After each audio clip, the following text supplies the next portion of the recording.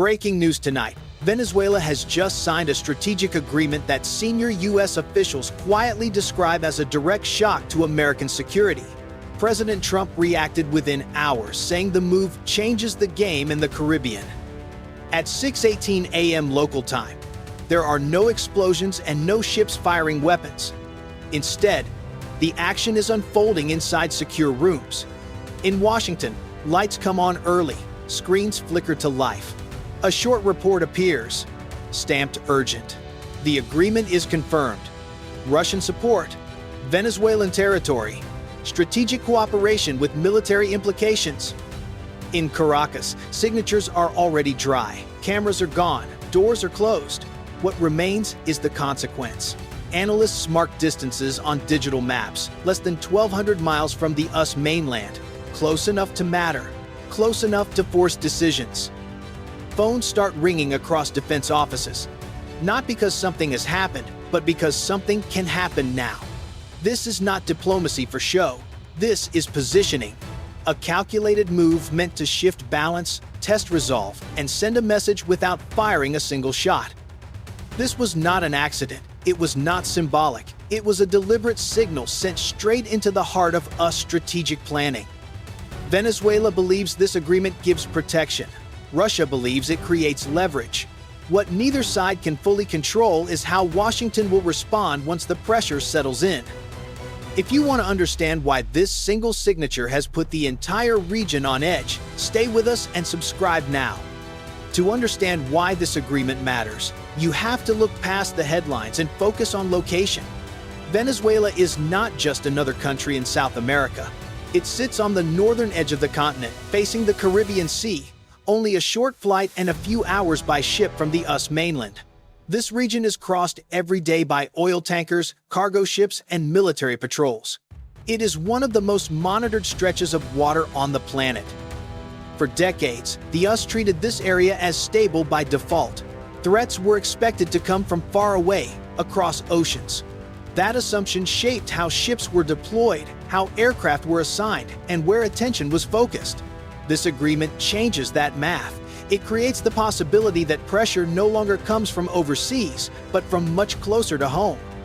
This is not just about governments. For sailors on patrol and crews on standby, it means their missions carry a different weight. The distances are shorter. Reaction times shrink. Decisions that once had hours now have minutes. A routine operation can turn serious fast when the balance around you shifts. Strategically, this is also about signaling. Venezuela is showing it has backing. Russia is showing it can apply pressure without firing a shot. And Washington is forced to pay attention even while dealing with other global challenges. Resources, focus, and planning all have to be adjusted. This is why one signed document can ripple through an entire region. It reshapes expectations, changes behavior, and raises the stakes for everyone operating in the Caribbean right now. If you believe this move strengthens US security, press 1 inch the comments. If you think it creates a dangerous new risk, press 9. And subscribe to stay with us as this story continues to unfold. The first response does not begin with weapons. It begins with detection. Within minutes of the agreement becoming public, monitoring centers across the US switch posture. Analysts who were tracking distant regions now pull new maps onto their screens. The Caribbean fills the room. Coastlines sharpen. Distances are measured again. 1,200 miles, 900, 700. Numbers that once felt abstract now feel close. At 7:03 a.m., a senior duty officer receives the first consolidated brief. Nothing is moving yet, but everything is changing. Patrol schedules are reviewed. Communication lines are checked. Watch teams are told to stay on station longer than planned. No one says the word crisis, but everyone feels it. On a US patrol ship already at sea, the crew hears about the agreement through a short, secure update. No speeches, no opinions, just facts. New strategic conditions confirmed. Maintain awareness. Report anything unusual immediately.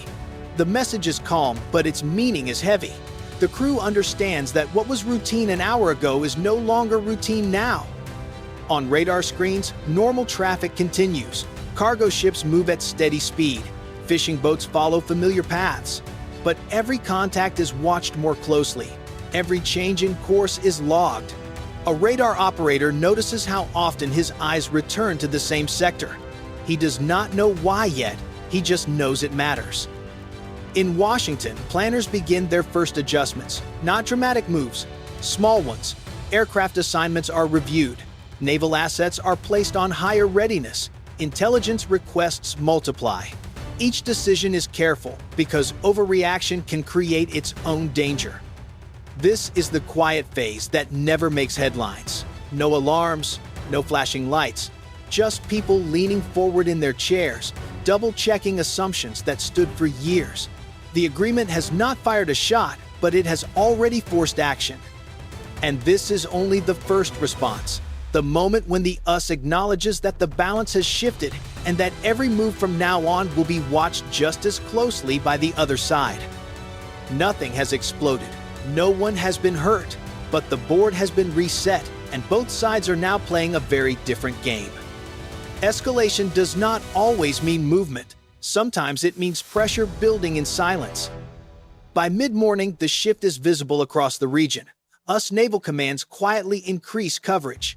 Patrol zones are adjusted by just a few miles, enough to matter without drawing attention. Aircraft crews are told to remain on shorter standby. Maintenance teams work faster, knowing delays are no longer acceptable. Nothing looks dramatic from the outside, but inside every system is under more strain. On watch floors, radar screens feel crowded even when traffic levels are normal. Operators track the same contacts longer than before. Small changes in speed or heading now trigger follow-up checks. Fatigue sets in quickly, not from action, but from constant focus. In close strategic spaces like the Caribbean, attention itself becomes a weapon. From the Venezuelan side, the signal continues without words. No public threats, no dramatic deployments, just the weight of the agreement sitting in the background, forcing the us to react. This is how escalation works at this level. One side applies pressure by existing closer. The other responds by tightening control. In situations like this, distance disappears fast. A few degrees, of course, change, or a delayed response can turn a manageable situation into a crisis. That is why procedures become rigid. That is why commands are short. Everyone understands that mistakes here would echo far beyond the region. There is no sound but the hum of equipment and the ocean outside. Yet the tension is real. The Caribbean is no longer a secondary space. It has become an active strategic zone where every move is counted and every pause is measured. If you think this escalation is a smart show of strength by the us, press 1 inch the comments. If you believe it risks pushing the situation too far, press 9. And subscribe so you don't miss what comes next, because this phase is only tightening the pressure. Just when the situation appears stable, the dynamic quietly shifts. What most people do not see is that this agreement is not designed for immediate action. It is designed to change how attention is spent. As us planners focus on visible routes and known patterns, a second layer begins to matter more. Information flow, signal timing, where eyes are pulled and where they are not.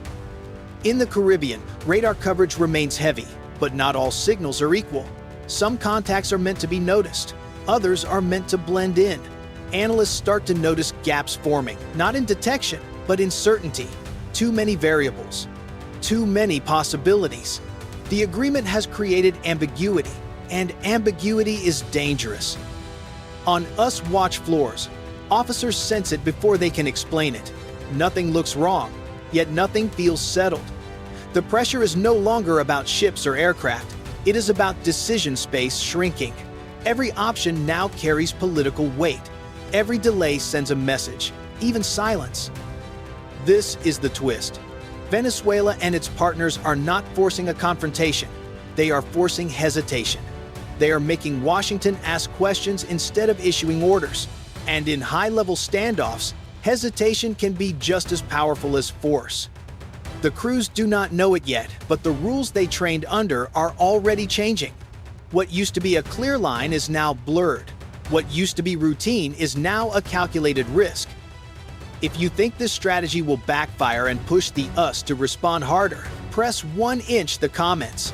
If you believe this kind of pressure gives the other side an advantage, press 9. And subscribe now, because the next phase brings everything to a breaking point. The climax does not arrive with noise, it arrives with a pause. Late in the morning, a brief update moves through US command channels. Short, direct, no extra words. Strategic posture adjusted. Maintain readiness. Await further guidance. For the people reading it, the meaning is clear. The situation has reached the point where even small moves could trigger reactions far beyond what anyone intends. On a US patrol ship in the Caribbean, the bridge goes quiet for a few seconds longer than normal. The ocean looks unchanged, blue water, steady waves, but the crew feels the difference immediately. What used to be a wide margin is gone. Every action now carries weight.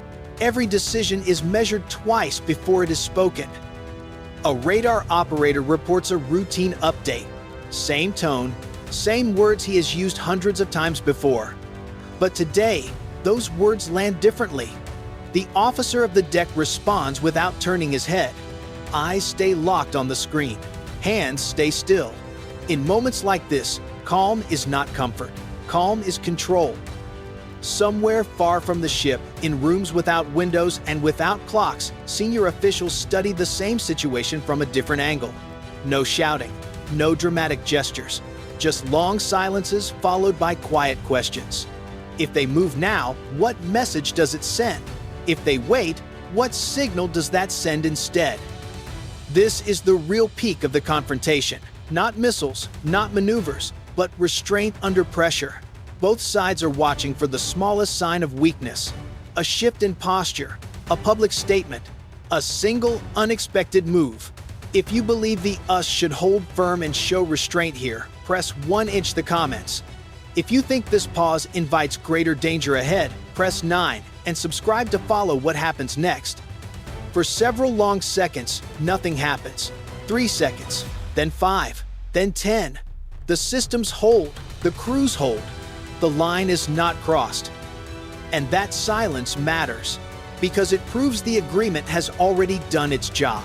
It has forced the US to pause, to rethink assumptions that stood for decades, and to accept that the Caribbean is no longer a background region.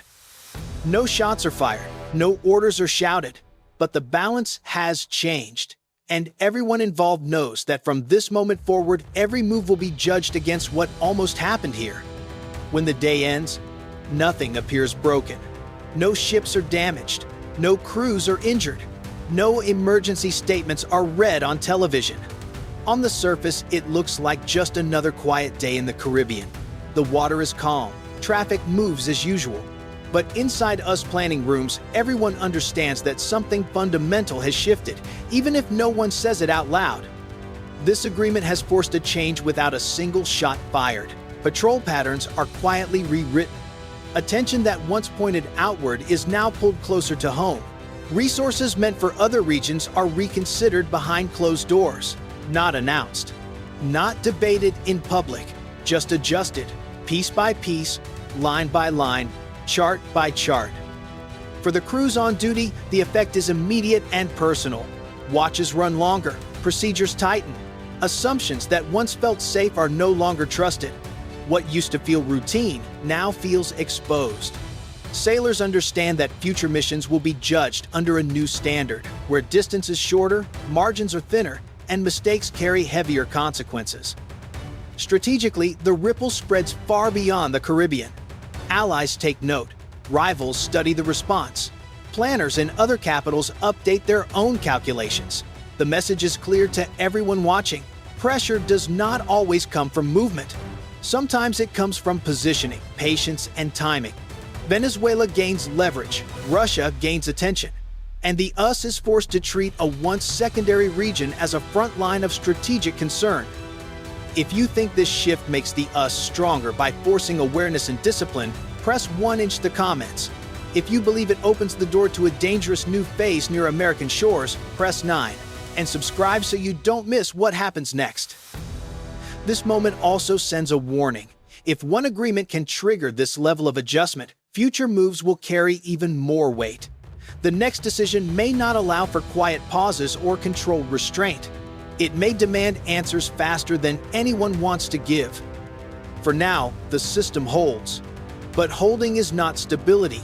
It is a temporary balance maintained by focus, caution, and restraint. And balances like this rarely last forever. The Caribbean looks calm tonight, but calm no longer means safe.